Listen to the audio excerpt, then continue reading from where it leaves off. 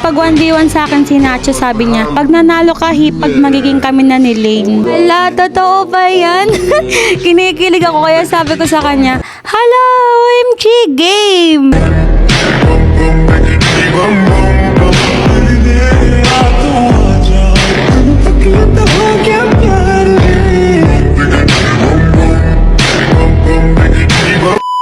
Kaya dito guys, panoorin nyo yung highlights namin ni Nacho. Sabi, natipihan ako sa muka.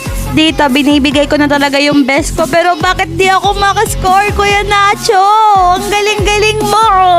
Naman pwede mo pa akong pagbigyan. Single na nga ako, broken pa. Kaya sabi ko sa kanya dito, Daya, ginagalingan mo naman kasi.